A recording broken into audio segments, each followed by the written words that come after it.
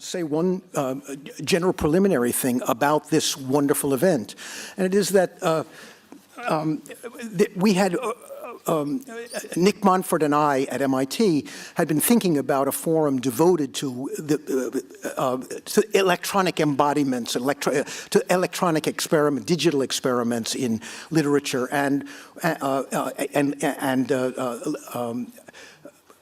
as we began to speak about that, of course, the speakers who are on today's panel jumped to our minds first.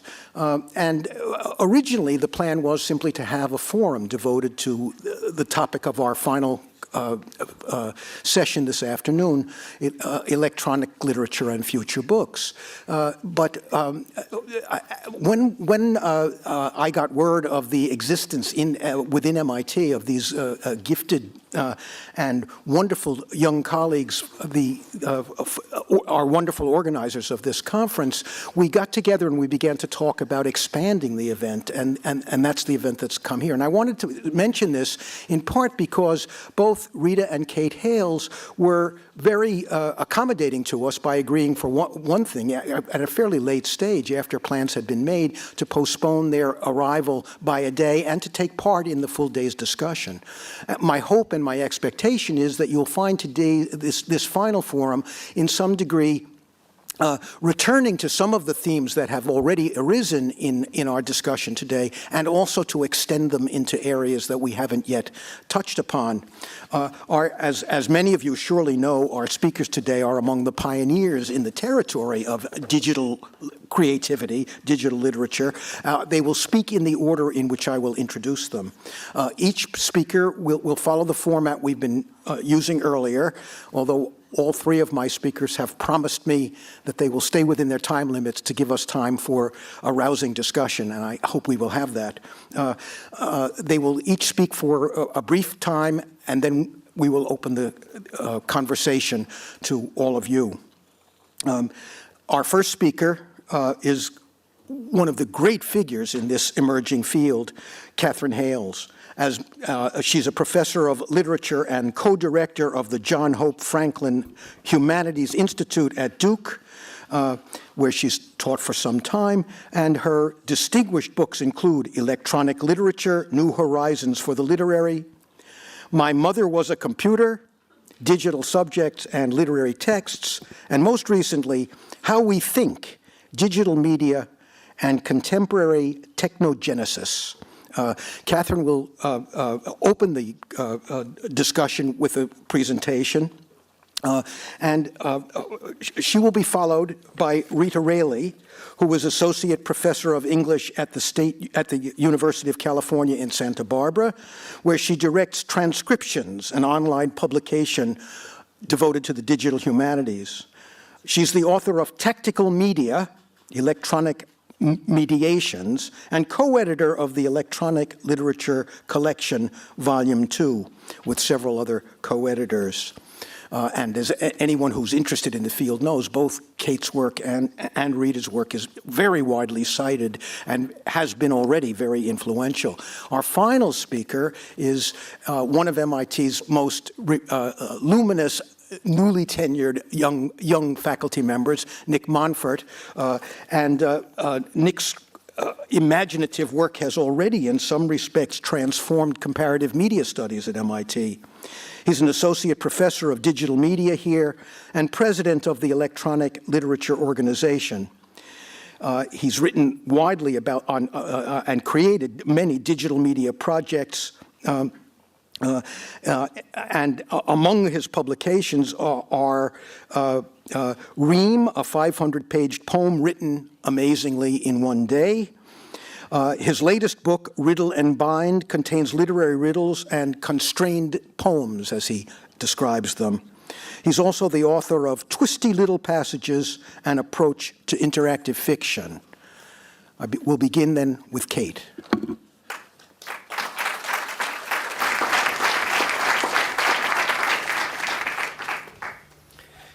Thank you, David, for that introduction, and I too wish to thank the organizers of our conference.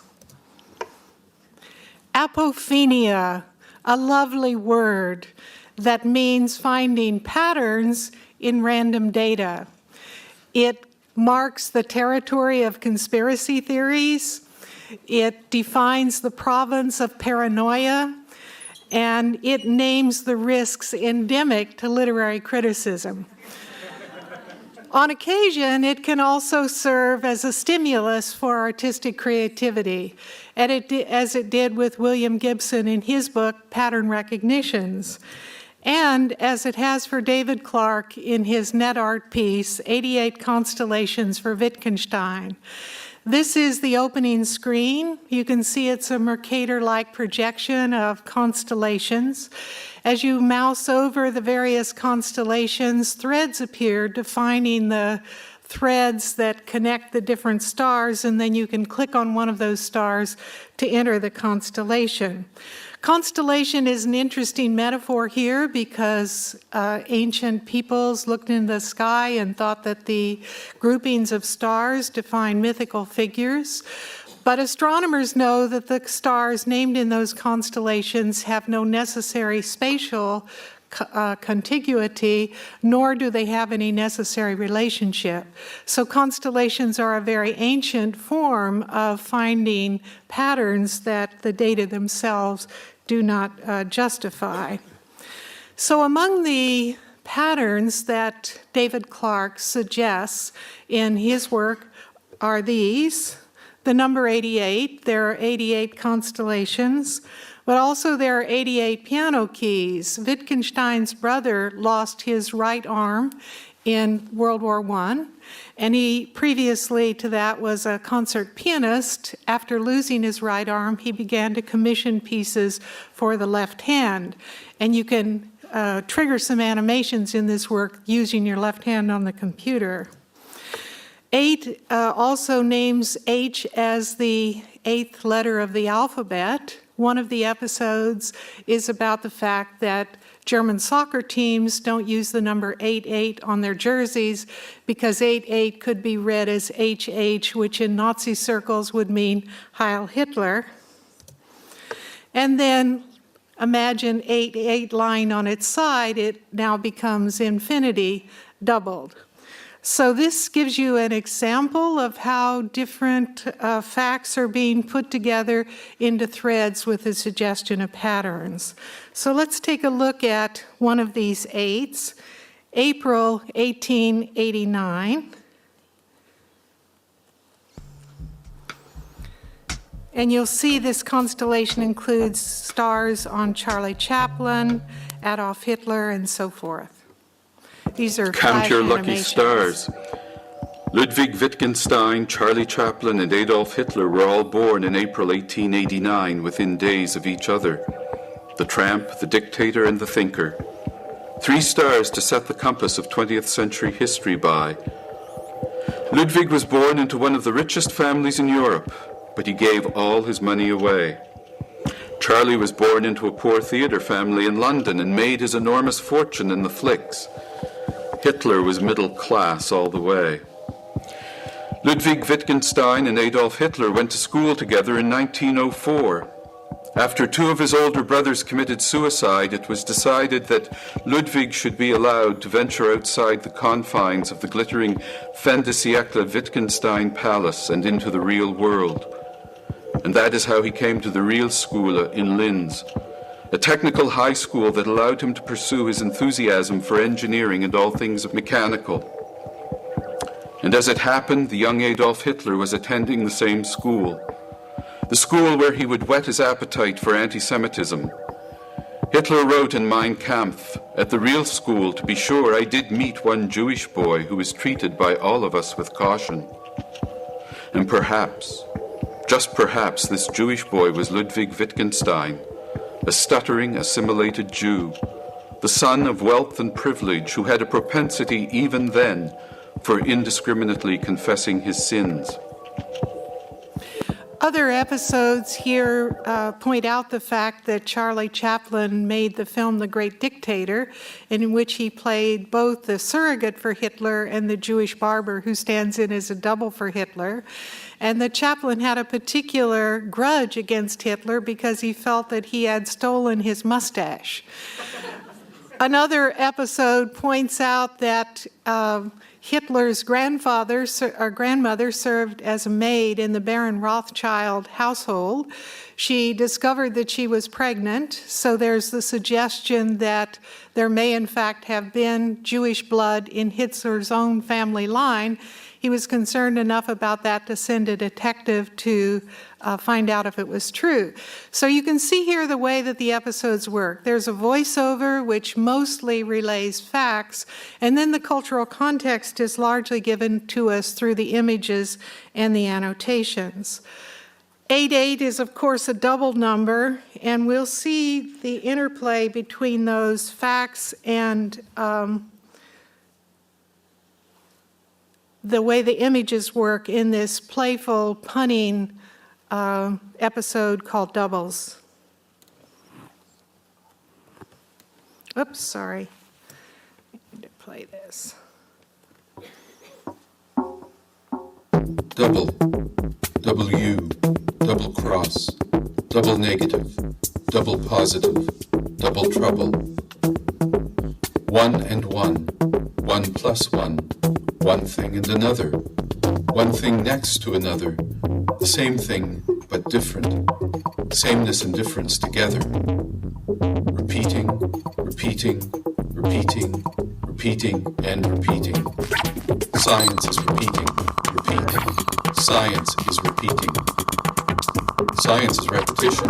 You can say that again. You have to say that again. Say that again. I can't hear you. Show me. Show me one thing and another thing, same or different. The first one could be an accident. The second one was a confirmation. Proof. Repetition. Repetition and proof. Body doubles. Double time. Doubles in your dreams. Freud tells us that a double in a dream is the phallus. The double is the phallus. The phallus is one thing. One thing and not another thing. 1 and 0. Zeros and ones. Double positive. Double negative. Logic is a double negative. Things are not true and false. They are merely false and not true. There are knowns and there are unknowns. There are unknown knowns and there are unknown unknowns. After the first, one could still believe it was an accident. Only the second attack confirmed the terrorist attack. W, W, W, 2 U's. You were always at least 2 people, perhaps more. Once, when Wittgenstein was working in his cottage in Ireland, a neighbor came by and was surprised to find him alone after hearing talking. I replied, I was talking to a very dear friend of mine, myself. That was how Wittgenstein... So there are too many allusions in this episode to Wittgenstein's work for me to completely elucidate them. But you may have noticed in those double squares that appear in the center, in the background is the famous shower scene from Psycho. We see Janet Leigh, who had a double in that scene, taking the shower, and then Anthony Perkins approaching vaguely. We can see him through the shower curtain. Another episode is on Anthony Perkins and points out the fact that he had a double life in a double sense, that he was identified with Norman Bates, his most famous role, and in that sense he was double. But he had another double life because in an age of homophobia, he was gay and he had to try to project the image of a heterosexual leading man. In 1991, Anthony Perkins died of AIDS. 10 years later, his widow is on the plane that flies into the Twin Towers. So the Twin Towers also appear in this episode. In another episode, they're linked to the obelisk in 2001. What's the difference between coincidence and science? Repetition. But here we have a focus only on the double, so we're riding along the edge of apophenia and proof. In this equivocal figure that you see here, the 2 female faces animated to appear to be talking to one another, we get that linked with the Wittgenstein anecdote. And in philosophical investigations, Wittgenstein argued that the meaning of a word is in its use. So broadly construed, we could say that Clark here is working with the voiceover as facts, but it's the contextualization of the images and the animations that give those facts specific meanings within this work.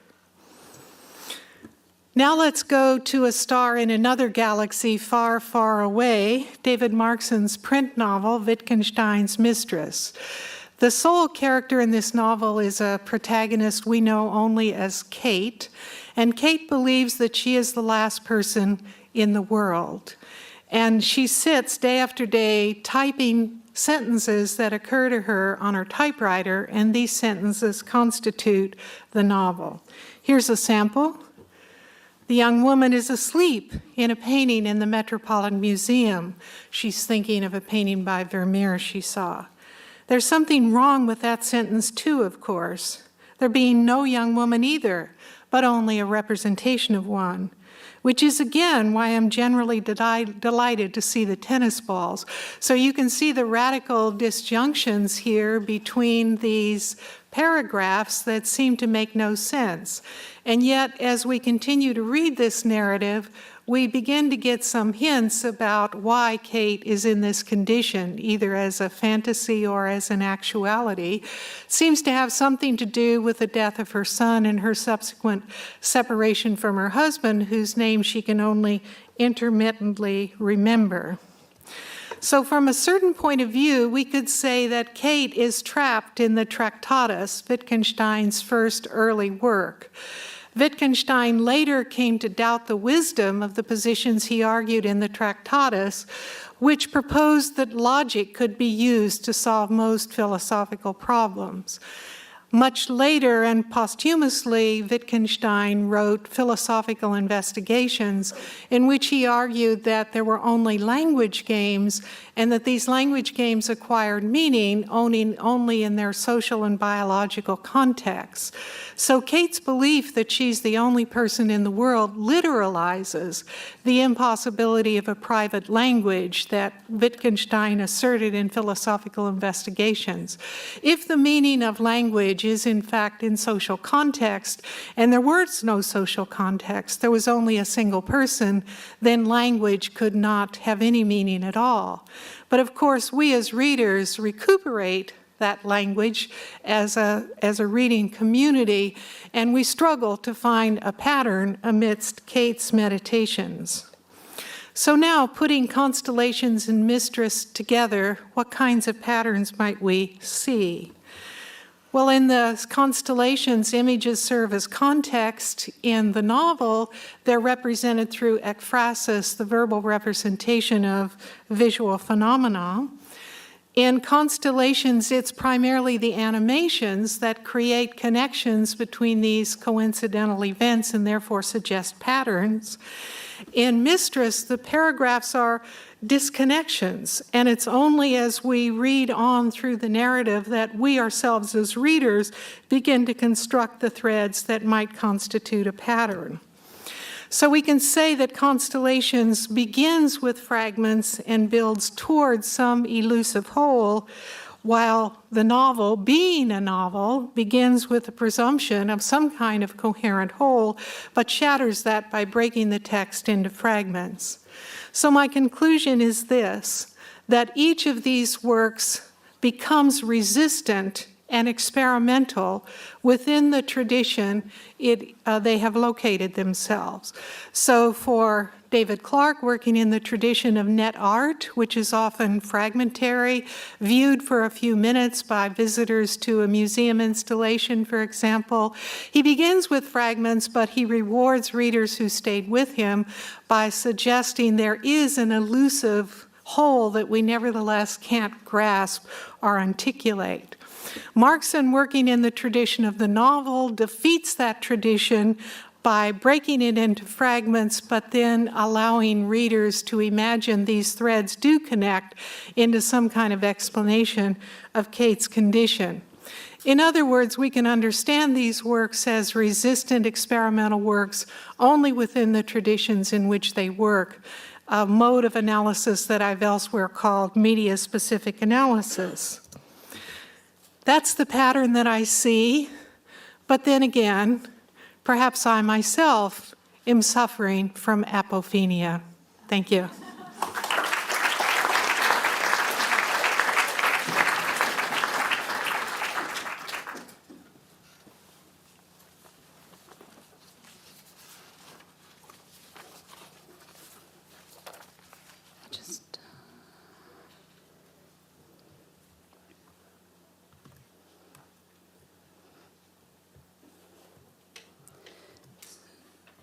Sorry, I just have to find my PowerPoint, actually.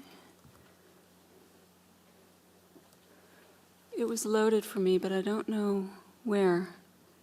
Is the person who did the loading available? The PowerPoint icon at the bottom of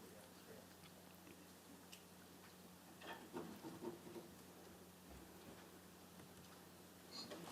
Sorry to cut into our time. Well, while this is happening, let me just start by thanking... Use the mic. You have to use the mic. Sorry. While this is happening, let me start by thanking David for including me on this panel. I'm honored to join such illustrious company as Catherine Hales and Nick Monfort. And of course, let me thank Amaranth and Gretchen for their hard work on what is not only a well-organized conference, but a well-designed conference. So I'm going to start... Now I lost, sorry, I needed also my, okay. What I was going to do to start was actually just read or navigate this text, Ian Hatcher's Signal to Noise, so that my initial remarks would be more meaningful. So what you could imagine is that if I were reading, I would be mousing over these highlighted words, and what would be revealed to me are paths, options that I could take, pursue, and so forth. And then the narrative would start to unfold at the bottom of the screen. Okay. I begin to read, explore, play with Ian Hatcher's Signal to Noise, part vignette, part interactive fiction, clicking the highlighted keywords, bottle, cobweb, and exploring the bifurcated paths each makes available.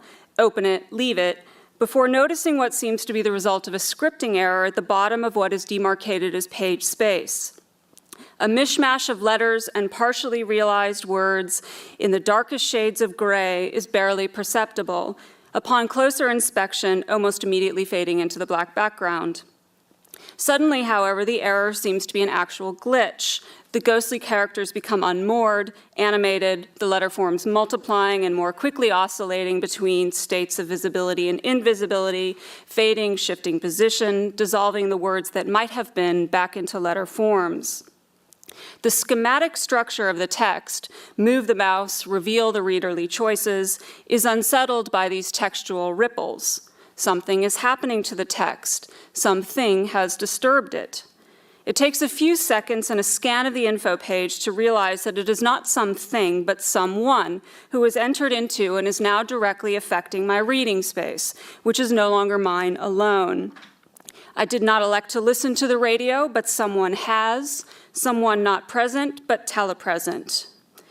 If on the initial passage through the text, I looked out the window onto a horizon to find an empty sea, the solitary aspect of my work confirmed by the mirrored surface that reflects only my own image, now I am in the presence of another reader. The sea is no longer empty, and another boat, another reader, is moored not far away.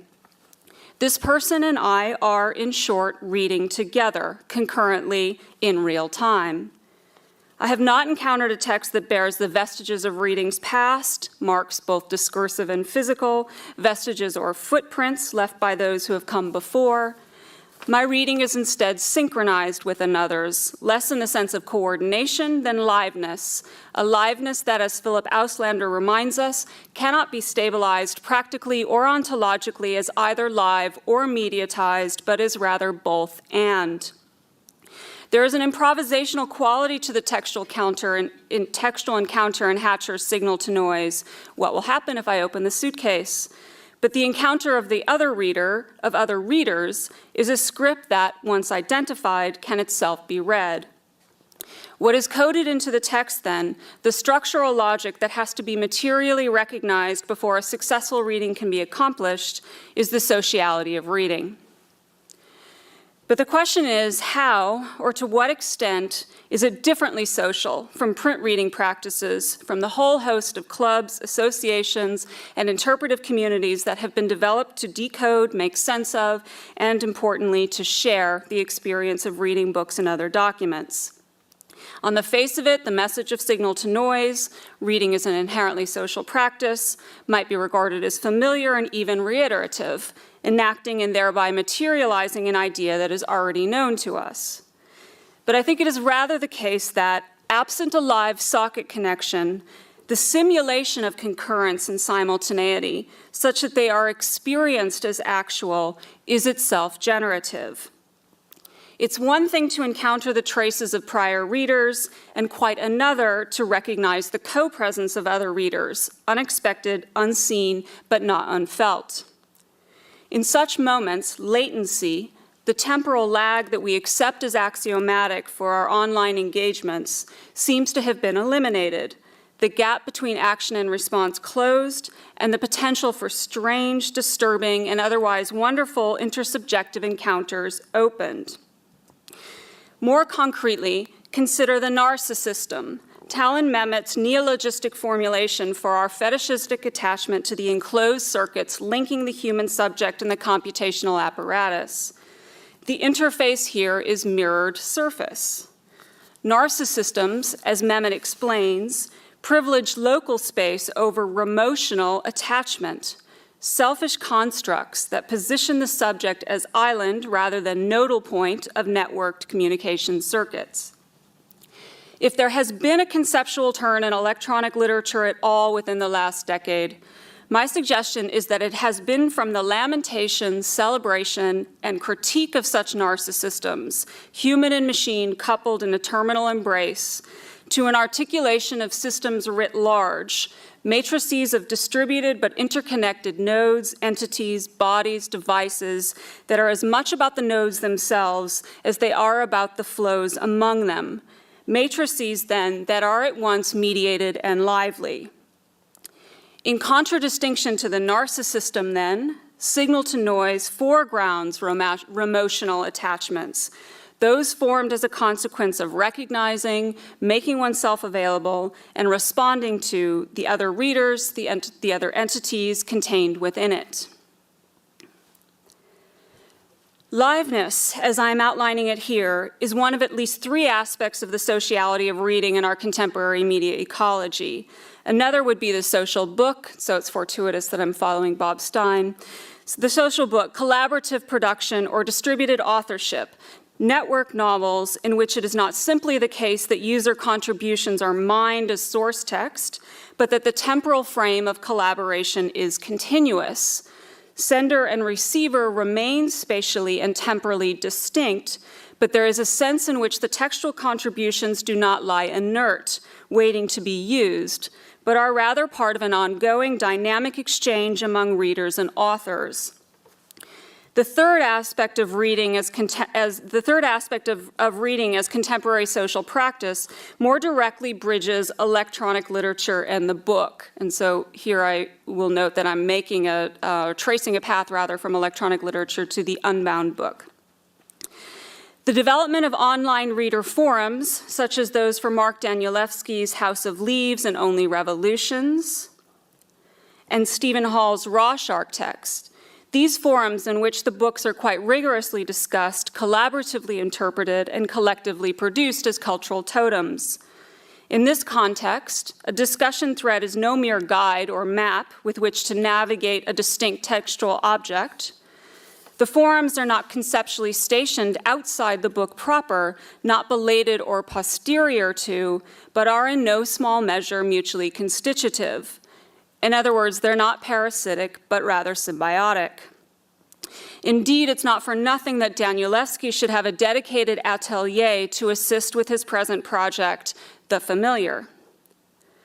For all of the care devoted to the production of these books, House of Leaves, Only Revolutions, Rorschach texts, etc., for all the care devoted to the production of these books that I note as singular material objects, their layout and design, their incorporation of visual elements, their exploitations of the resources of codex, they are in fact expanded books, their discursive fields extending beyond page and spine, unbound in this other sense, books that encompass negative chapters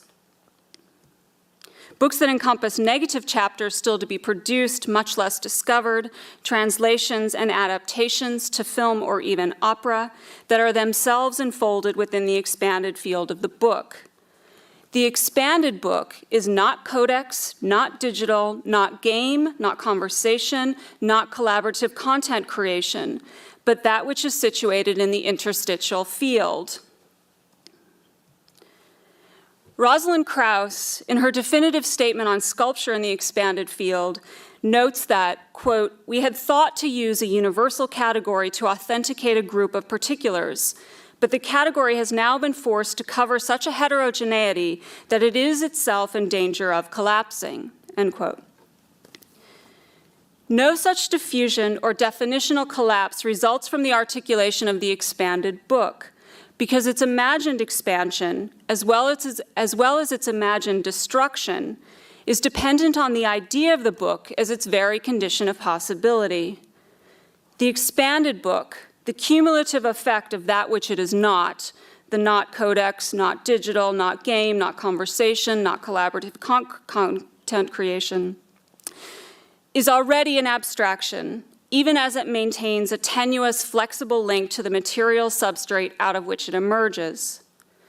The expanded book is an abstraction, but I would say a productive one, because it allows us to think across media, platforms, genres, modes, and to conceive of the expanded book in terms of reading and writing practices. Put another way, the unbound book, here reformulated as expanded, is not about ordinary rending or exclusively about transcription or remediation, but it is also importantly about another kind of unbinding, a categorical untethering, an opening up toward the sheer variety of reading and writing practices that are not formalizable as either book or electronic literature. We know well that codex, like cinema and the single-screen theater, is no longer the exclusive or even proprietary vehicle for the transmission of its content. The book, then, is one component part of our contemporary textual environments, the book in its expanded field, but no less significant or singular for being such. Pace the new aesthetic, the book, codex, like other analog media such as cassette tapes and Super 8 film, is a richly productive site for creative experimentation and play. The expanded book, on the other hand, is a richly productive site for critical exploration.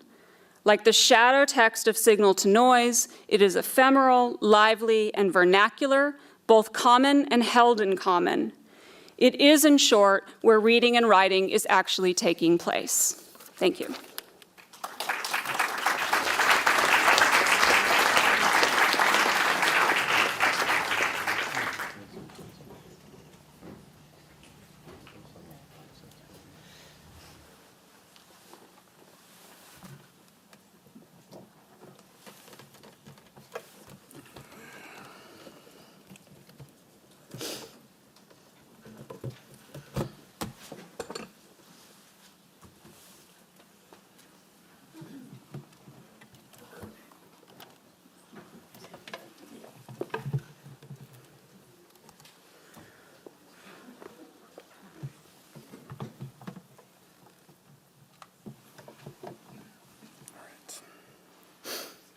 Are you currently extending the desktop?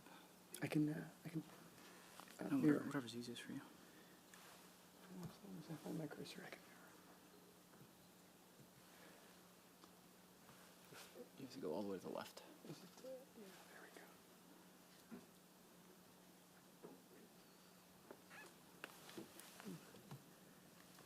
Well, that's not happening. Actually, things are locked up.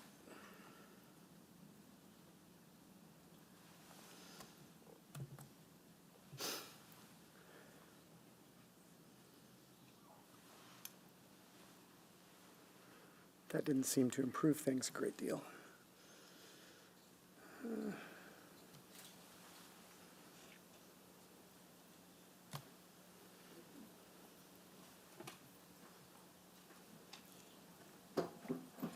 going to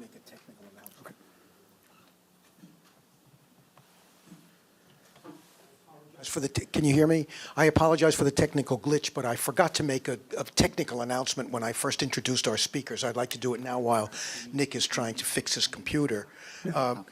Someone in our group has lost an olive green LL Bean hooded raincoat. If you see it, pick it up and take it to the registration desk out in the atrium. Thank you.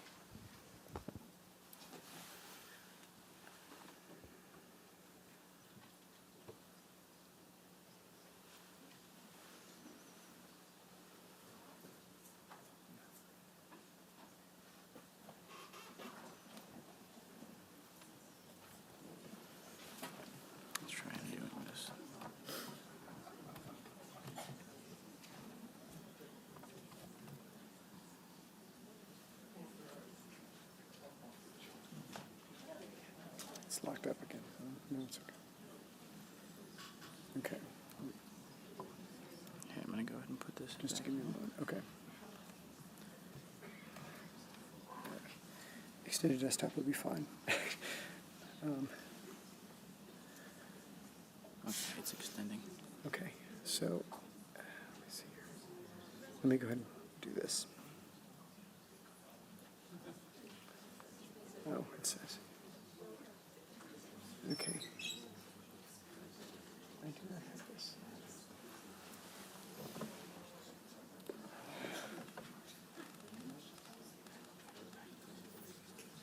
There we go. All right. Yeah, that's what I'm going to try. Just to tempt my fate. Okay. That's great. All right.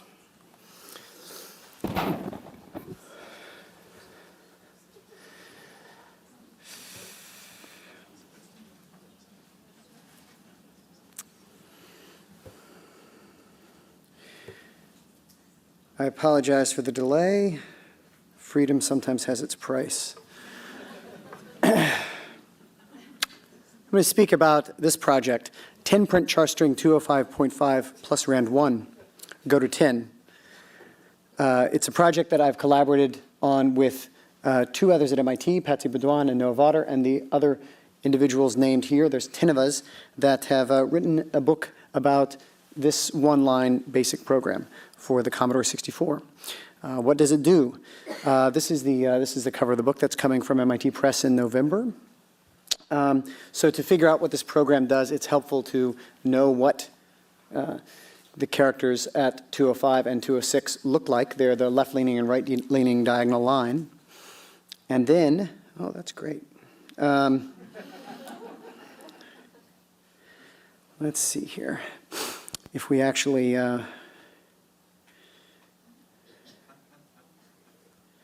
were to start an instance of the Commodore 64.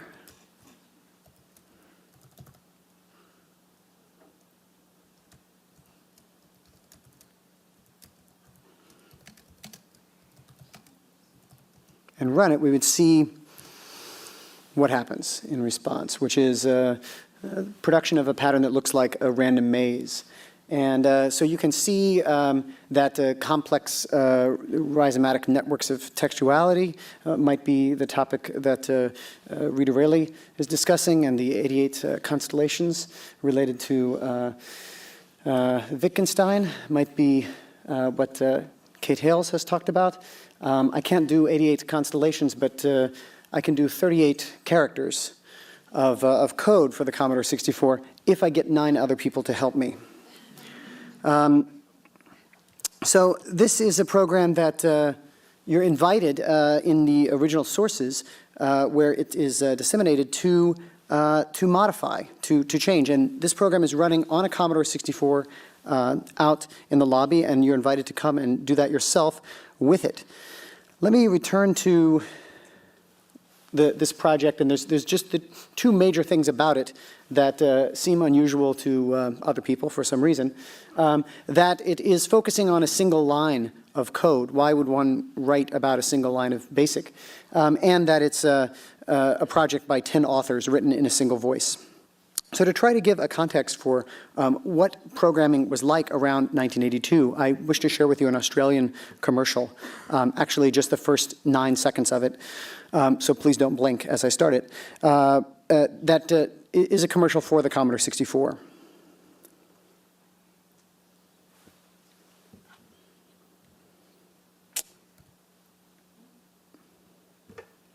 And I think wish to share was the right way to put that.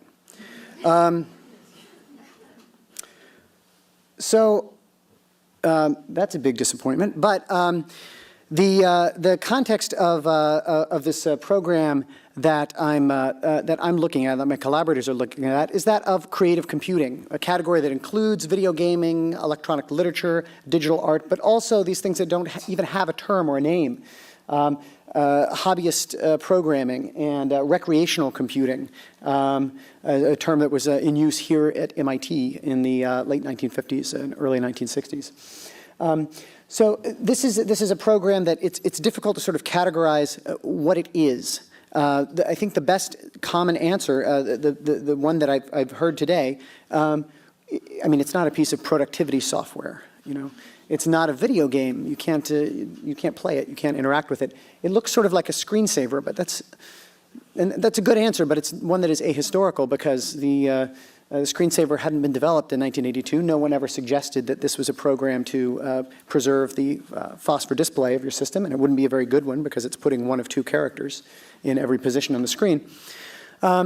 So what might it be? I like the answer concrete poem, but I haven't heard that one yet. It's some type of aesthetic production that's being generated automatically, and it's a very, very concise program to do this. It's a way to think about what our categories, our conceptual categories about computing are, how people got involved with computers. If people hadn't been doing things like this with computers at any point in history, no one would have thought to create ebooks. It just wouldn't have occurred to anyone because computers would be used for military, scientific, billing purposes, but not for cultural purposes, and not for aesthetic and not for literary purposes. So that's one of the ways that the system is engaged with specifically the issue of the book. Here you see 2 different emulators with a program has been started and a screenshot has been taken in both cases. And one of the things you might notice is that the pattern is exactly the same. Even though it's a random maze, it's one that is actually deterministic. The program does not change the seed at the beginning. You can reseed the generator off the timer, but it doesn't do that. So you get actually the same thing. And this question of randomness is one that we can examine in this system. We can also think about questions of the material artifact of the Commodore 64 out in the lobby versus the emulator. And what does it mean to have an emulator? In what ways are emulators useful or not? I think of the emulator as a software edition of a computer. And I find that a useful way to think about it because there are editions that are good for different sorts of things. Some of them are scholarly, critical, variorum. There'd be reasons that you would want to have a particular edition for use in teaching. And then reasons that you want to actually look at the material artifact of an early system, just as you would an early book. Here's a great book. This is A Million Random Digits by the Rand Corporation. Very appropriate name for the corporation that produced this influential document. Very important document to providing a source of randomness when it was not easily available. Random number generation was not easily available otherwise. So I also recommend, there's some really good reviews of this on Amazon, and I suggest you read them.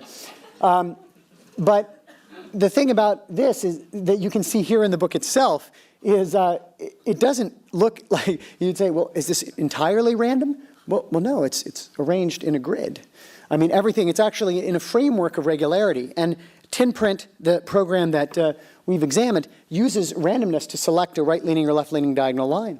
But the fact of the grid, the way that everything is framed, is very essential to its overall effect. And the fact that the computer runs at the same speed and that this process moves ahead regularly is also important to this effect. So the balance between randomness and regularity and the play between those two is significant in tin print, and it's something that occurs again and again in non-computational art, all sorts of digital art and literature, gaming, and other sorts of uses of computing. So line is a way into all of that. This is the first occurrence of a program that functions like the tin print program of the title in print.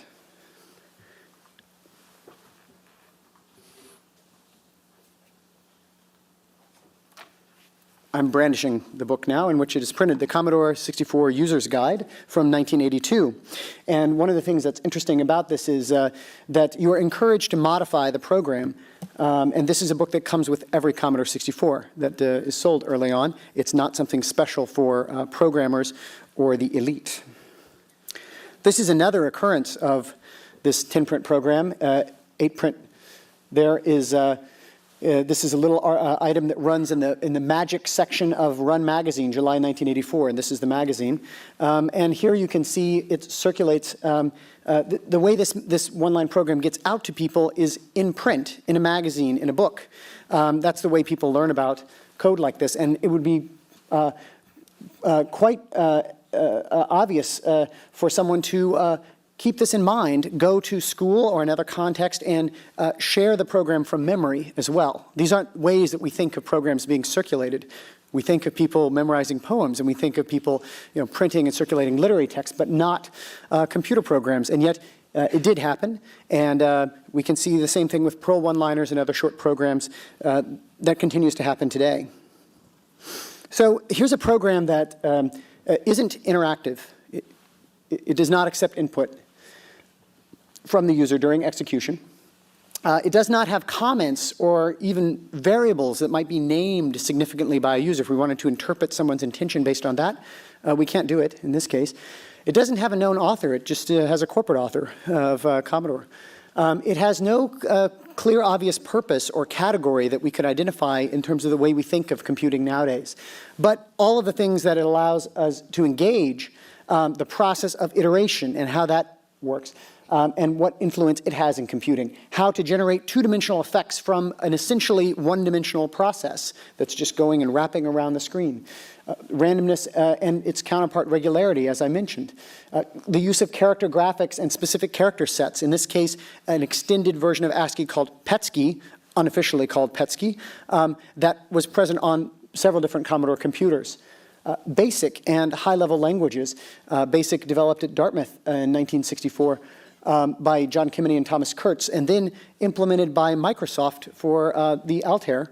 Actually, the version of BASIC that you were just seeing work and that is going on out in the lobby is one written by Bill Gates himself, and actually specifically adapted from his 6502 code by Rick Wieland. So that's how this reached people who were Commodore 64 users of the most popular, best-selling single model of computer ever used, ever made. And the role of the C64 on platforms is also something we can investigate through looking at this. As I mentioned, the transmission of programs and questions about mazes and patterns and their use in computing and in various places in the arts. So that's why we're doing the project, to sort of excuse it, even though I can't deploy a great insight about it. The book is coming in November, and it hopefully will satisfy that need. Why have 10 authors get together and write in a single voice? So one of the things that I would say about this is there's plenty of sort of massively authored books or 10 authored books, but they're edited collections generally. And what happens then is you get a bunch of people together who know a great deal about a topic. They're experts in the field. They know the scholarly history, but they don't talk to each other as they do their work. They go off to stereotypically a library carrel, and they work individually. And after the book comes out, then they say, oh, you wrote something for that too, didn't you? And we want to do something different. We want to actually have people converse and bring their expertise together in the project. So that's part of the idea. How we did it specifically was using some very conventional means and some slightly more recent means. we had a mailing list, and we did a lot of communication on email.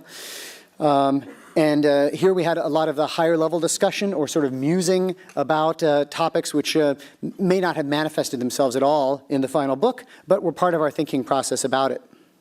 We also used a media wiki, and I should mention that we didn't use this in the sort of free-for-all, in the sort of imagined free-for-all Wikipedia mode of put this up and let people from the public come in and say whatever they like and do things, work in whatever order. Of course, Wikipedia has its own hierarchies, but we did have plenty of ad hoc hierarchies in this project to assign particular people to be the lead writer for a chapter, other people to review a chapter that was being worked on. So we had internal stages of review. Other types of attention on specific details within particular chapters, particular sections, and particular remarks, as some of our interstitial chapters are called. So my work has involved, both academically and in my creative practice, a great deal of collaboration. I'm not even including the editorial collaboration, which is more conventional, but I've worked with several people, including Kate Hales and Noah Wardip-Fruin and others on editorial projects collaboratively. But actually co-creating a text and working to produce a single article or book or project, I've done in a variety of different ways with different collaborators and different configurations. There have been many productive things about this personally, and I think in terms of the quality of the work, and particularly whether one's looking at specific technical details of the Atari 2600, which would be very difficult to find someone to fact check if you didn't have another collaborator who is working through that with you. Or if you're writing, for instance, a 2002 word palindrome, and the ability individually to fall into insanity in doing this is very great. But with a collaborator, you can figure out which of the text is actually meaningful, should be pursued, should be revised, should be worked on, should be worked into the final text. This isn't the only project that has many writers producing a book in a single voice. In fact, it's not only it's not the current one it's not the only one in the current MIT Press catalog. So, I wanted to mention this as a topic for conversation and as something related to the way that books might be produced in the future, not just academic books, but other sorts of books, that perhaps there's a range of collaborative practices, not only the massive and crowdsourced sorts of practices, and not only the typical romantic individualistic model, but many things in between that might be productive ways to think together and write together. Thanks very much.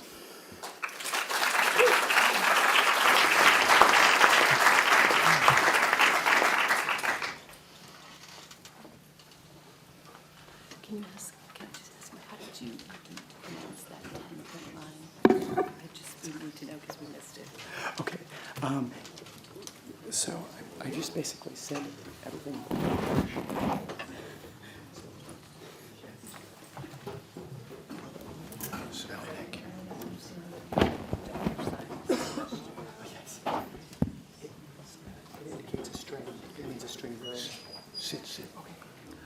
So we're now going to throw the conversation open to the audience, and I hope you'll draw on your experience in earlier sessions as well as you pose your questions.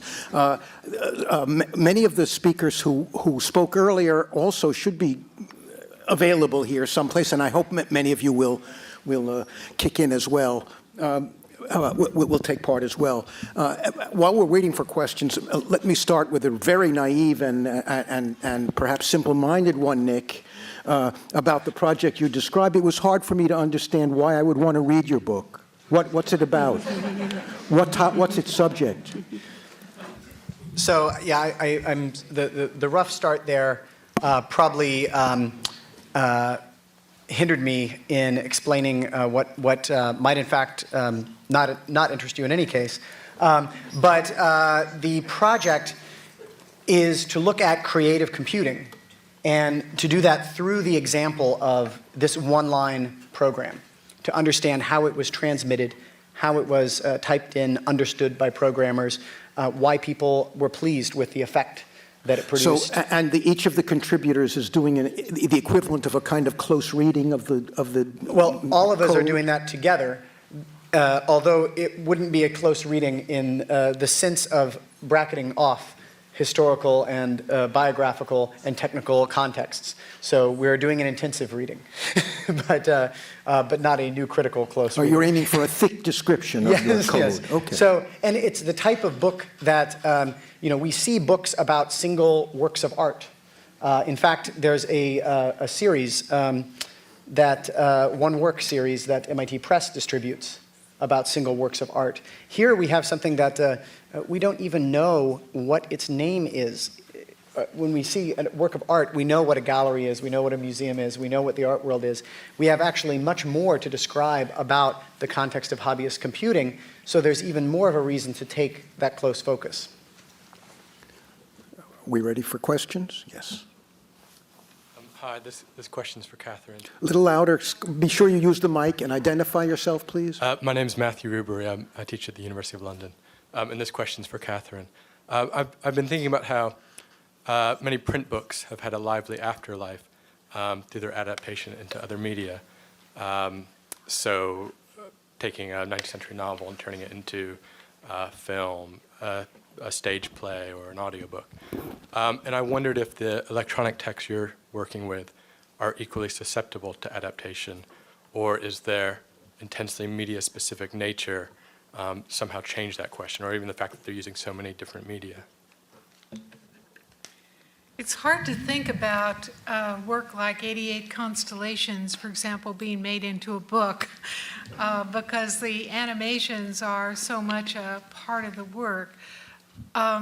It's also hard to imagine it being made into a movie because the fragmentation of the various episodes is so intrinsic to its effect. But I would draw here on Rita's idea of the expanded book or the expanded field for works like this. So there is a lot of commentary on the web, for example, on this work, and it may ripple out into various transmedia narratives that aren't this work as such, but are alluding to this work. That's the way I would see it propagating. The perfect example here would be a work of net art, Olia Leolina's My Boyfriend Came Back for the War, which becomes remediated even in the form of a T-shirt. Yeah, and there's projects like Jeff Ryman's 253, which is originally on the web and then published as a novel. I mean, that's not very unusual overall to see certain web works, whether they're electronic literature or blog-based nonfiction or things like that. But there's some examples. Photopia, an interactive fiction work, actually they began work on doing a film version of that, but it didn't continue. Don't be shy. In the meanwhile, I have a sort of general question to pose to our panels while we're waiting for other questioners. One way to describe, at least my experience of today's events, is to say that we began sort of elegiacally with references to the decaying beauty of this old dead tree technology and some of the complexities of the haptic or the tactile dimension of books, the aura that comes upon one when one picks up an old volume and feels the force of history in it or the force of particular authors in it. So there was a kind of partly elegiac note in the beginning, and now we've moved into a kind of utopian mode in which what we're thinking about are future possibilities and new forms of expression that are now fundamentally enabled by the digital technologies. And I'm wondering if there's a way for us to identify these two strains in the discourse about the book and whether the panelists think this is a useful distinction. What I have in mind is the way in which we can use digital technology, and I think this has been implied in some of the things that were said earlier today, the ways in which we can use digital technologies to enhance, save, and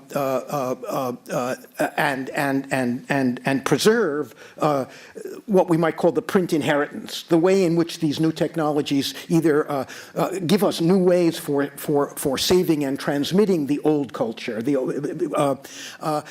as one sort of side of the equation. And I sometimes feel that this aspect of it is somehow, because it's not sort of exciting for technologists, that it maybe less attention is paid to it. But there were certainly discussions of that kind of tendency this afternoon. And the other tendency is to talk about the kind of thing that I think is implicit in what both Kate and Rita were saying today, that the new technologies create possibilities, have affordances, as they say, that create unique possibilities for different forms of creativity.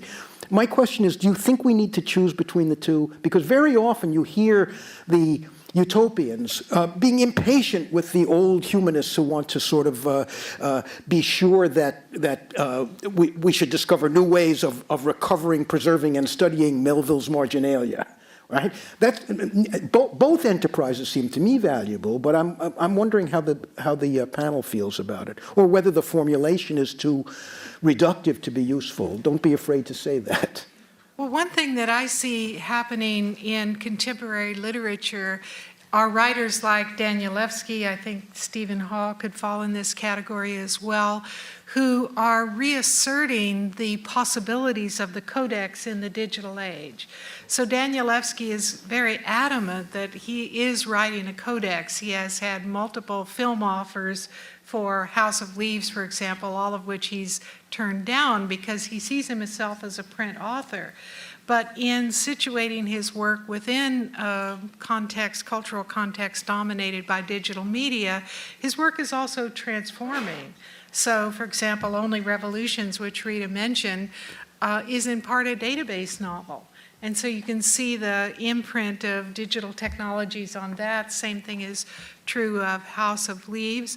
So even those writers who are reasserting the importance, the centrality, and the endless possibilities of the codex are also transforming the form in the very act of engaging the context in which they want to say the codex is still important. So we shouldn't embrace this rigid distinction, but recognize that both sides of the equation can come together in certain practices.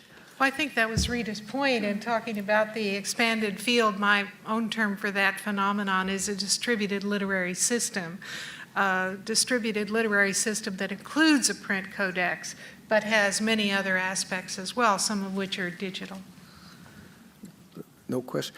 One aspect of what you're saying has to do with I guess for me, or maybe another way of saying what you're saying is the idea of open-endedness, as if one way we think of older books is that they come to a conclusion, that they're over. And the implication of even an older book being put in these new platforms and having all this discourse around it is to say that even that text is no longer singular or completed, as if it has a kind, not just an afterlife, but an ongoing, continuing life.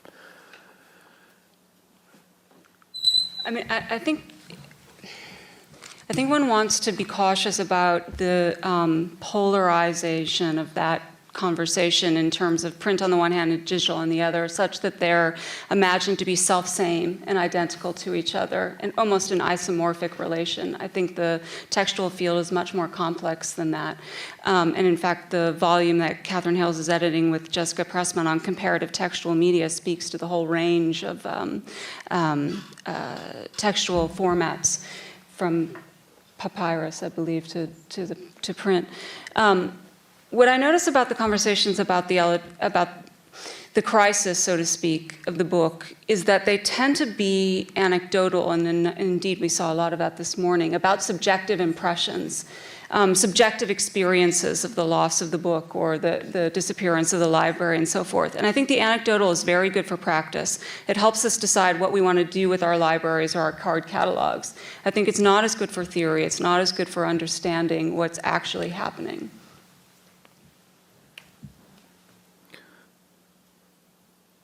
Well, to just speak to the dichotomy of print and digital, which we hear so much about now, I think it's useful to recognize that print technology today is digital, that it's more correct to say that books are a particular output form of digital technologies than it is to separate it off as if it were a separate arena.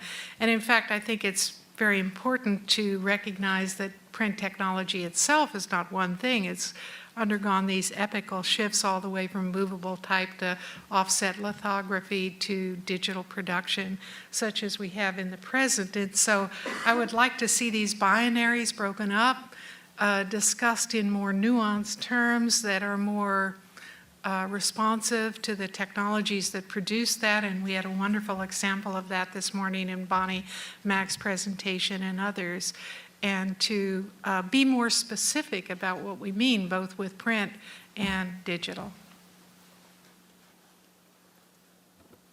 Great. Yeah, so I have a question I'm about to fall over. Okay, I just want to set this up a tiny bit by asking you to clarify, and this is for everyone really, just when you say book, I mean, I get the impression that what is being meant by book is like a narrative or a story, like a novel typically.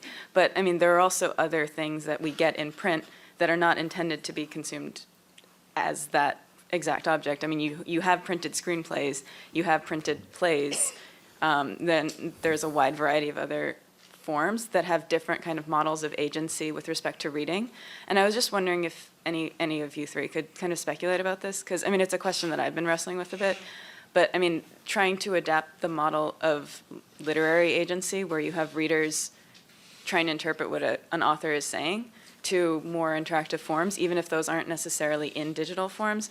I mean, there are other models that we could kind of bring to it. I mean, if you look at the way that plays are constructed, that you don't, I mean, there are a lot of different kind of spaces where agency happens in that. And I was just wondering if any of you had thoughts on like agency and reading, basically.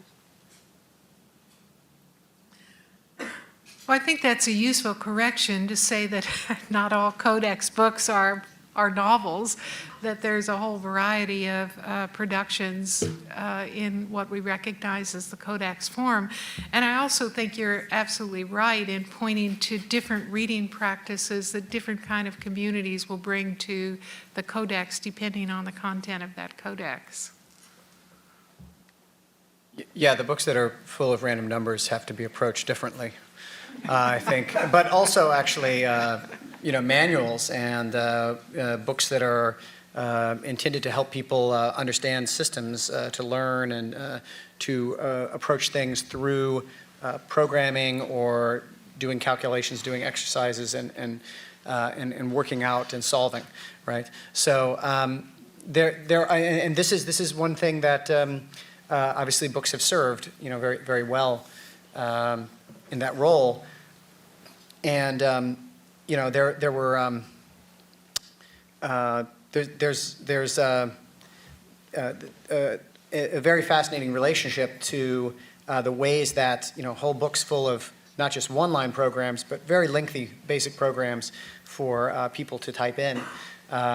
The way in which those programs in a time where it's not convenient for people to email something in, how they actually get printed, how they get sent in by contributors and users, what types of requirements are placed on there. So the way that early user communities worked and communicated with each other had a great deal to do with print. And as I've mentioned in some other contexts, the way that people interact with computers has a lot to do with ink and paper, or thermal paper in some cases, because print terminals were very frequent in use in the mid-1970s, for instance, and before. And so it wasn't the screen, but actually print, sometimes ending up, as I saw, with one transcript of someone's playing Zork here at MIT in 1980 at Senior House, ending up getting bound into something very codex-like that contained the transcript of that play. Can I ask you a question? I don't think I know this. Did you do any anthropological work, or did your team do any anthropological work on the original coding? In other words, how wide of a field do you articulate for this single line? Does it include the programmers at the time as well as now? Do you do any sort of autoethnography where you talk about your own executions? I'm vigorously non-anthropological Yeah. in my approach. Are there any people involved, I guess, is another way of putting it. Well, there are 10 of us at least. I mean, one of the things that we did, I mean, we're looking at this artifact of code itself as our focus, and not trying to discern, for instance, processes at Commodore at the time that led to its being included in the book, but really trying to interpret that in a more literary sort of mode.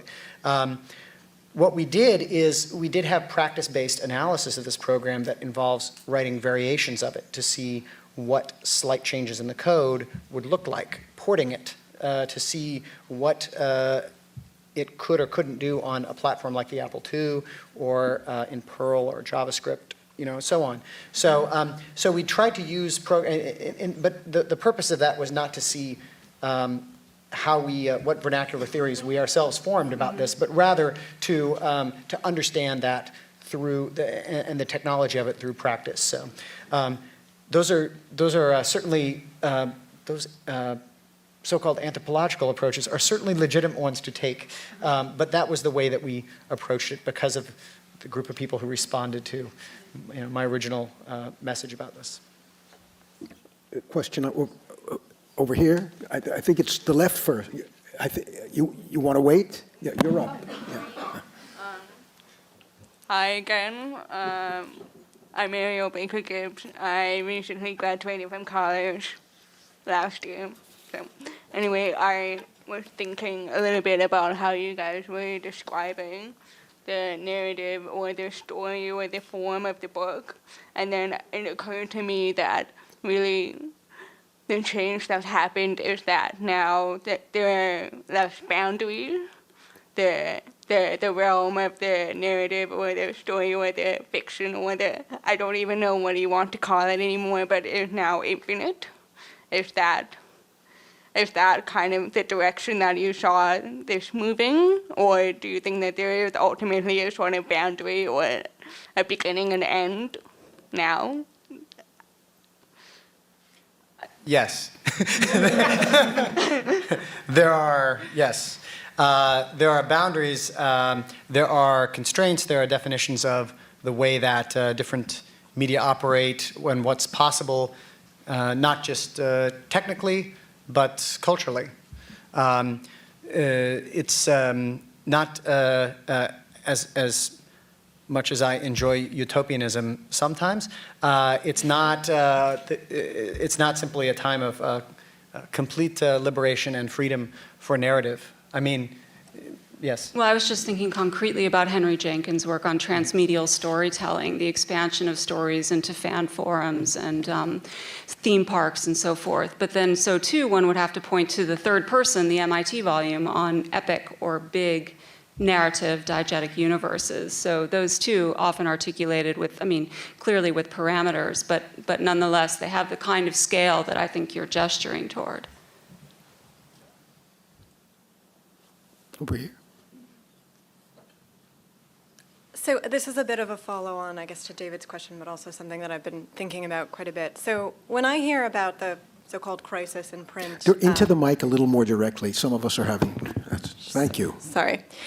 So when I hear people talk about the crisis in print, I'm often tempted to think actually the opposite. And I think Rita's distinction that she just made is a very useful one. If I'm thinking from the perspective of a business owner in the print industry or a trained journalist who is thinking of what the profession was like for the last 100 years, it's easy to think about the crisis or impending doom, et cetera. From the perspective of someone who studies literature today, I feel like I see the afterlives of print everywhere, and particularly in the fact that the practice of reading is so much more present and prevalent in a world where mobile devices, internet, et cetera, are the means through which we're receiving, reading, interacting with, creating texts, which is to say that there's perhaps more reading than listening and watching than there was 50 years ago. So that makes me wonder in my own work, and I'm interested to hear how you all think about this, what are the things that actually are more relevant about practices of reading printed texts because of the reading practices involved in the digital.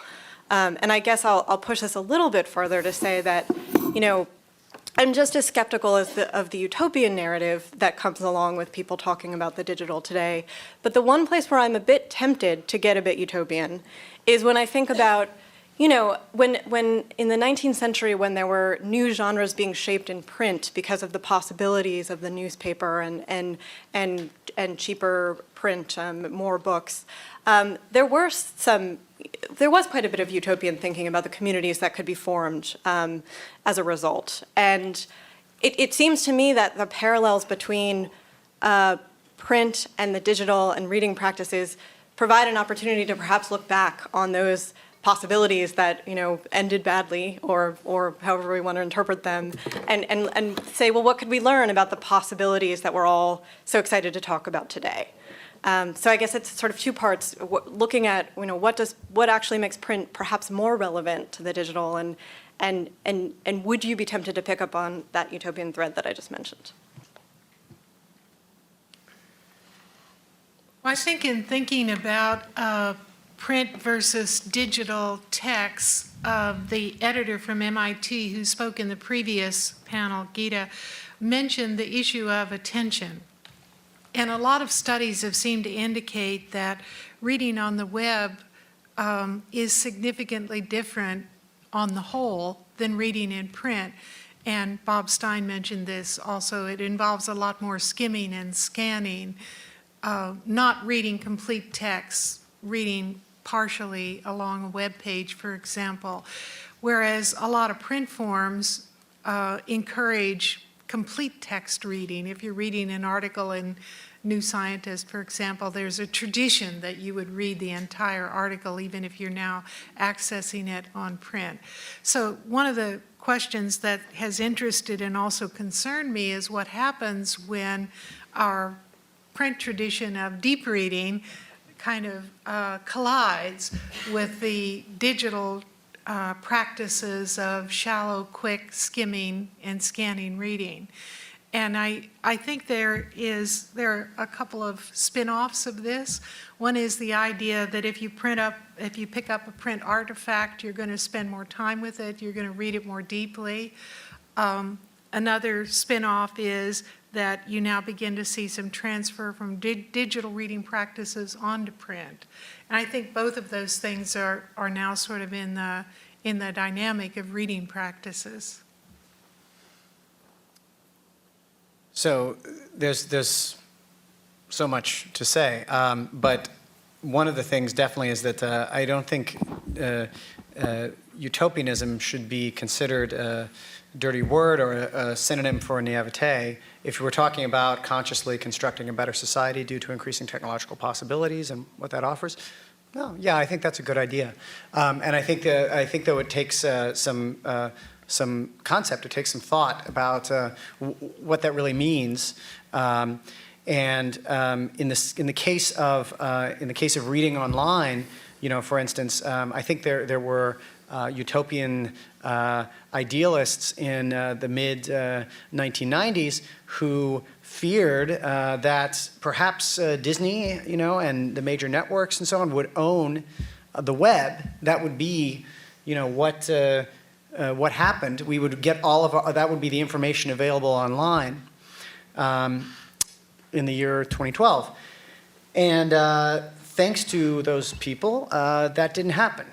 Actually, many of us read mostly things written by individuals outside of corporations on blogs and from other sources, and the nightmare was averted because of positive thinking about what reading and writing could be online and what it meant to have a space. So I'm not sure that addresses the very narrow and precise concept there, but I think it's important to note that if we come to these issues consciously and pursue them, there are possibilities, not that technology drops in our lap, but that we can make as a society.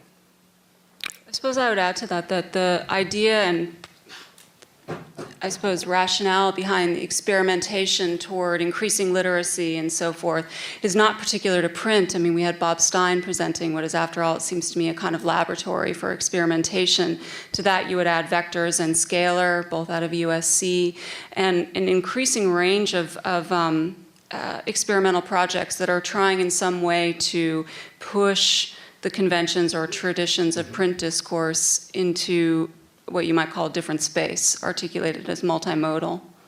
In fact, that's what I would say is a major contribution of electronic literature outside of providing poetic and aesthetic effect is that it encourages that type of deep attention. It's bringing exactly that into the context of the web, where we have other things that are good, but not the full environment. Just quickly, Kate, when you addressed this question to start with, I think this is a very productive conversation.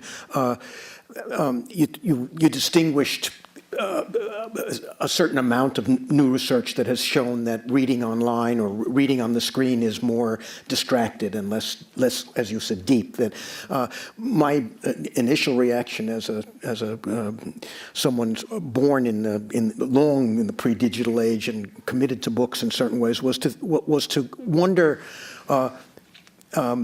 Or not wonder, but to expect or to hope and to sort of myself, insofar as I'm capable of it, even to work for the idea that deep reading ought to also become an experience in electronic environments. And there's no reason theoretically to say that shouldn't happen. There's even some suggestion, I think, that some research has been done to say that people have begun to use tablets more in the way they use books. And one explanation for that may be that the tactile element makes it more resemble the old version of the book. So it is something that you.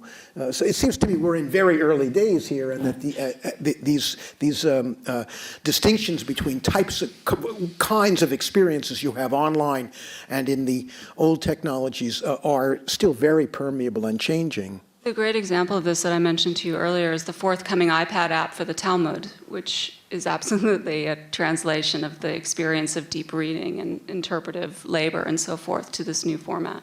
Well, again, we had talked about this earlier, but some of you may know there's an interesting book that sees the Talmud as a precursor of hypertext.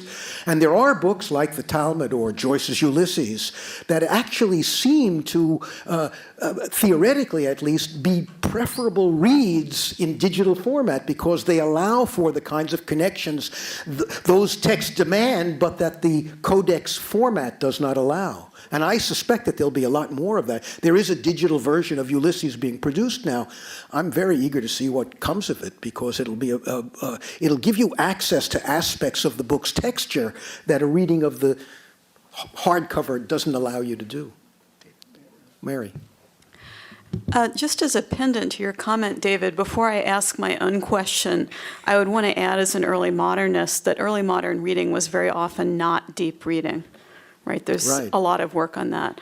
The question that I wanted to ask the panelists is sort of about your own reading practices. So the kinds of digital objects and texts that you presented on, how do those figure in your own sort of recreational consumption?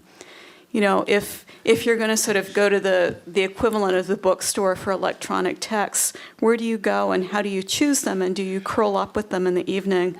And how do you consume them when you're not doing so in a professional capacity? You can even take them into the bathtub. Well, the electronic literature collection is a great place to go, actually, since Kate and I are editors of the first volume with two other collaborators, and Rita of the second volume. I mean, I like to think we did all that for a reason. Well, Mary, if I might, I'd like to respond to your question in a kind of idiosyncratic way that takes into account your own presentation this morning. So I gather that in the MIT library, the space that you were exploring is a kind of purgatory. That is, the books aren't quite in the collection, they aren't quite out of the collection, they're in some sort of limbo. That's in contrast to the UCLA library, which had a practice of selling discard library books. So you could go on your lunch hour and you could browse the stacks. And I made a practice of doing that, and I found some absolutely amazing finds, such as Samuel Johnson's original edition of Lives of the Poets, for example, and another text from the Revolutionary War. So I started a recycling practice in which I'd buy these books and then send them to less affluent libraries that might, in fact, want them for their collection. So I found some wonderful old science fiction books, and I bought those, rare editions that other science fiction collections were missing, sent them to the people who were starting those collections and so forth. So it's just, well, it's a fun little activity, but in any event, there's a kind of recycling aspect to that. I'll mention another activity. At the moment, I'm teaching an undergraduate class in distracted reading, and one of the things we do is keep a week-long information consumption log, modeled on the studies from UC San Diego and even alluding to the NEA studies and so forth, accounting for our time and counting more specifically for, again, the information we consume and produce. So we keep logs that require our counting the text messages we send and receive and so forth. And the lesson that we've learned is that in the end, all one can do is differentiate screen time from non-screen time. That it's immaterial whether I'm reading the New Yorker or a work of electronic literature or comment on a particular novel, blog, etc. What matters is that it's within the space of the single screen. So that was actually instructive to discover. It answers the question about what one does for fun, because what we've learned is how do you differentiate if you're 5 minutes reading Ian Hatcher's To Signal to Noise and then browsing over to the New Yorker, browsing back to another forum, etc.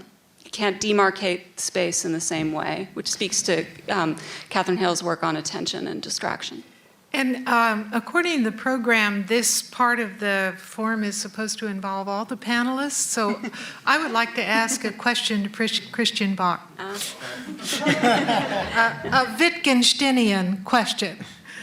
So I'm so intrigued by the kind of confrontation between the human and the non-human in your Xenotext project. And you have mentioned last night and also today in your presentation that you're imagining this as an epochal storage, that it will outlast the human race, it will outlast human civilizations and so forth. But for Wittgenstein, for language to have meaning, it has to be shared. It has to have a use context. So let us suppose that you're successful in your microbial encoding. Let us suppose that a billion years from now the microbe still exists, but human beings and human civilizations don't. Who's going to read it? Well, these are the very same questions that could easily be asked of the Voyager probes or the Pioneer probes. They'll persist probably long after humans disappear. Who will get to read them, and how will they be able to interpret those artifacts? It's not important what the message says. It's important that it just be there. I jokingly say that I'm really just spray painting graffiti on an obelisk, and that by doing so I testify to the presence of a sentient response to the world. There's no way anybody's going to be able to read a poem that's enciphered in that genome, but to signal that it's there, as that its presence is there, testifies to the advanced technological civilization that occupied the planet. That's really what it's about, I think, is pointing to that, or at least talking about that to my own peer group. Right? It's not about addressing any potential audience of the future. In the same way that I think that the Pioneer probe or the Voyager probe really aren't likely ever to address any potential audience of the future. The probes are too small. They're only going to come within a few light years of any individual star, and it's unlikely, I think, that a civilization would just stumble upon them. It really is a bottle thrown into the ocean with this faint hope that we might preserve some testament to our presence on the planet. I look at the book as something akin to a demonic grimoire, really. It's an attempt to indulge in a much more hellish activity, to assert the influence of poetry within the broader milieu of life itself. To say that poetry is a way of life, right? And then to try and embody it in an actual living thing, right? To point to its significance at a time when poets are insignificant cultural contributors, right? You know, the most important cultural artifact that has so far been created in terms of sheer income is probably Halo 2, which made more money than any other cultural artifact in human history in less than a weekend. So that's the world in which I have to write poetry. You know, I'm losing my market share to online porn. Okay, I mean, so in an effort, I suppose, in an effort to redress those kinds of shortcomings of poetry, I'm indulging in a very hyperbolic activity. It's really all hyperbole, right? It's an exaggerated experience. Question. Hi, Allison Cooler again. We've talked a little bit about the way the practice of reading has changed from the codex to the screen, and I'm very curious about the process of writing. In my own experience, I've gone from using a pen to a typewriter to a keyboard, and I know my writing has changed through those different mediums, and I'm just wondering maybe if any of you who've spoken today would like to address that. You know, how you think the process of writing has changed over the years, and what you think the consequences of that might be down the road. I can speak just for myself on this score. So I've had quite a few years now to produce scholarly books, and one hopes that when one produces scholarship, a few people read it. But I'm sort of in the position that Christian articulated. Here I am producing scholarship that, you know, may be read for maybe a few thousand people in my wildest dreams.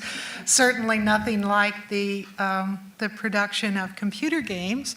So my latest endeavor is to create a computer game.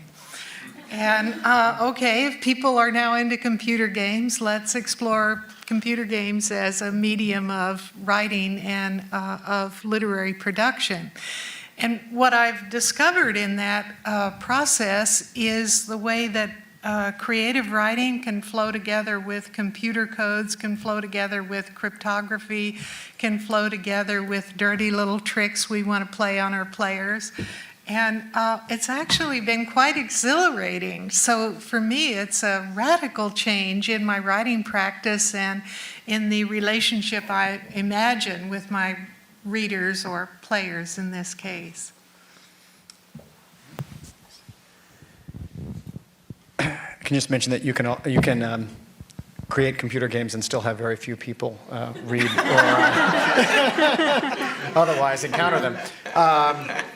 Not to deflate anything, but there's a lot of. I mean, I think this issue of actual, material apparatus of writing and the nature of the computer. I mean, as much as I'm very interested in computation itself, which is why I look at a computational artifact rather than a networked computer system, in this recent book. But a lot of, I think a lot of what actually transforms writing experience for me has to do with a network and not so much new computational capabilities, not so much things that couldn't be done in longhand or with a typewriter. So being able to collaborate with others online and write in the same document at the same time, or write in a system that's tracked and versioned, like in MediaWiki, is tremendously significant. And it's significant to be online or not when one is writing.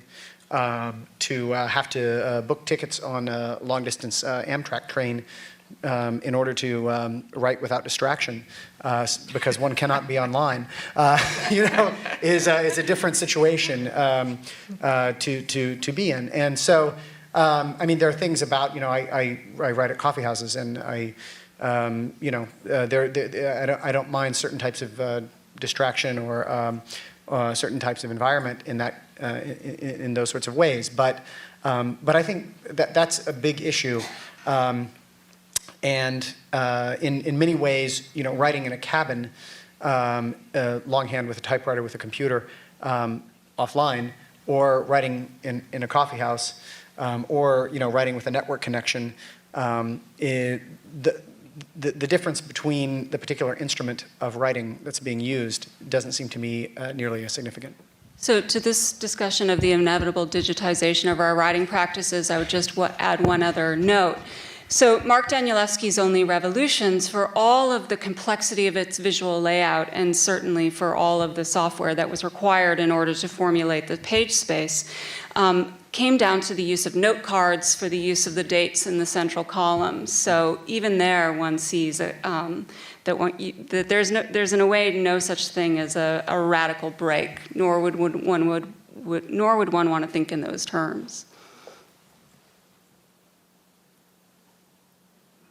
Question.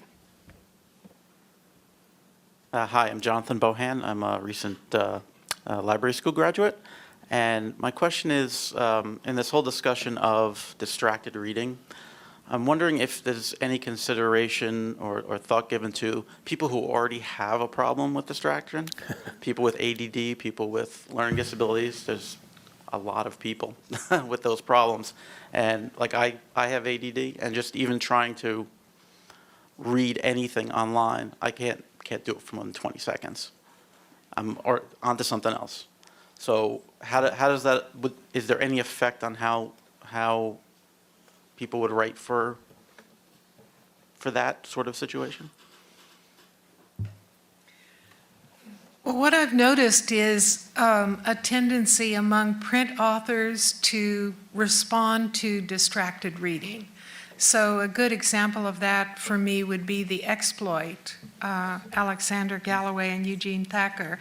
So they, in part of their print book, they've provided short summaries. So you can actually just read the bolded lines and get a sense of the argument. And moreover, they've divided into a kind of modular fashion so you can skip around and still get a sense of what the book is about. So they're presuming readers who are not going to read continuously page after page, but rather are going to skip around or going to maybe only read the bolded lines in some sections and so forth. So I think that distracted reading is now becoming not just a reading practice, but a cultural practice to which writers are responding. It's a fascinating question. What would be the literary equivalent for Neveldine and Taylor, for instance, the directorial team? I think the closest thing we have is Talon Mehmet's Lexia to Perplexia, which makes normative, makes the standard, the state of perplexity. So in other words, rather than thinking about a kind of deviation from long forms of narrative, deviation from sustained practices of attention, it makes disorientation the standard from which one would have to imagine that a shift back to what we now regard as traditional forms of reading would be the deviation. I'm compelled to make this one comment about distracted reading. Like, let's say, you're listening to music, like as you're reading, perhaps, right? And that's distracted reading. So, I mean, why isn't that distracted music listening? Maybe it's the reading that's distracting you from the other activity. I mean, if you were reading while you're driving, you wouldn't be like, oh, I'm doing distracted reading. So I mean, there is this media ecology in which different things are happening, and I think, I mean, like unplugging the network cable and hiding it somewhere, locking it. I mean, those are the types of responses that are appropriate if you want to actually engage with something on a computer, a piece of interactive fiction, a piece of electronic literature, or some work. Without all the concomitant, network sort of distractions. Commodore 64 would be a great system to use, actually. You can think, too, of the whole suite of add-ons and plugins that have been developed in order to create what one might call a sort of page space online. Readability is the most well-known example, I think. I understand in California there are now slow internet cafes where you have only a dial-up modem, and so you sit there and drink your coffee and wait for the message to appear on the screen. You know, if you think back to the earliest designs of word processing programs, you can see a drama like this going on, because in the very beginning, certain people who used the word processing programs for the first time, they were obviously analog people, were very offended by even the minimal menu that they found. So they used to require, they used to have a choice you could make where you could have the whole screen blank, just like a blank paper. But I think one of the interesting things is, of course, how quickly people got used to the idea of distractions in the margins of the page as simply an experience of how you work, and now they rule it out. Not unlike, I think, the way people watching television for 40 years closed their ears and eyes to the commercials they were sitting in front of. So, I mean, I think there is a process of a getting used to process that's clearly operating in the digital world in ways that are changing our uneasiness about the strangeness of these new environments in which we read and write. I have to ask, how many people read on their phone, on their smartphone? Are there some? This is such a great... Sorry. This is such a great thing, because that is a device that is designed to interrupt you. Its purpose is to stop you from what you're doing so that, you know, you take the phone call, right? I mean, it's exactly the opposite of what you would want in a reading device. It's like having your doorbell as a reading, or, you know, I mean, something like, no. And so it's a system that is growing out